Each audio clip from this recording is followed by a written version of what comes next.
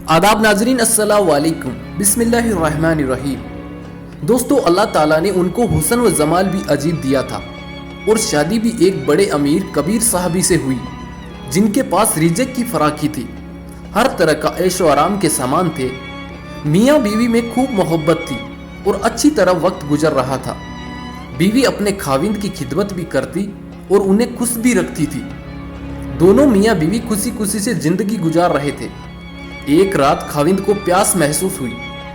आपने बीवी से कहा, मुझे पानी दो। बीवी उठी और पानी ले आई। जब पानी लेकर वापस आई तो खाविंद सो चुका था। वह पानी का प्याला लेकर खड़ी रही। जब खाविंद की दोबारा आंख खुली तो देखा कि बीवी पानी लेकर खड़ी है। वह बड़े खुश हुए। उन्होंने उठकर पानी पिया और बीवी से कहा कि मैं इतना खुश हूँ कि तुम इतनी देर पानी का प्याला लेकर मेरे इंतजार में खड़ी रही। आज तुम जो कहोगी मैं तुम्हारी फरमाइश पूरी करूंगा। जब खाविंद ने ये कहा तो बीवी कहने लगी, क्या आप अपनी बात में पक्के हैं कि मैं जो कहूंगी वो आप पूरा करेंगे? कहने लगे, हाँ, पूरा करके दिखाऊंगा। कहने लगी, अच्छा फिर आप मुझे तलाक देकर फारिग कर दीजिए। अब जब तलाक की बात हुई तो ये साहबी बहुत परेशान हुए कि इतनी खूबसूरत और खूब सीरत, इतनी वफादार और खिदमतगार बीवी कह रही है कि आप मुझे तलाक दीजिए। पूछने लगे, बीवी क्या आपको मुझसे कोई तकलीफ पहुंची है? कहने लगी, बिल्कुल नहीं। बीवी क्या मैंने आपकी बेकदरी की? हरगिज नहीं। किसी उम्मीद को तोड़ा है? कोई बात आपकी पूरी नहीं की हो? नहीं, ऐसी भी कोई बात नहीं। क्या आप मुझसे खफा हैं? कहने लगी, हरगिज नहीं। तो फिर मुझसे तलाक क्यों चाहती हो? क्या तुम मुझे पसंद नहीं करती हो? कहने लगी, ये बात भी नहीं।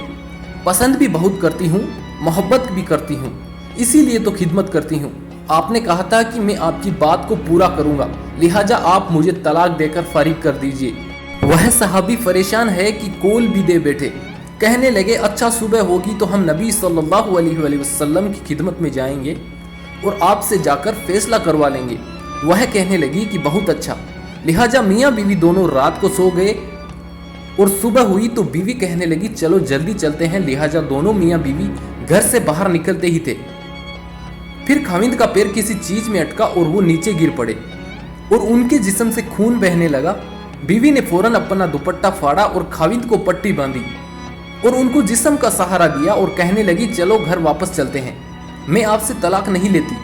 वह हैरान हुए कि जब तुमने तलाक का मुतालबा किया तो न मुझे उस वक्त समझ में आया और अब कहती हो कि तलाक नहीं चाहिए, तो न अब मुझे समझ में आ सका। कहने लगी, घर तशरीफ ले चले, वहां जाकर मैं आपको बता दूंगी।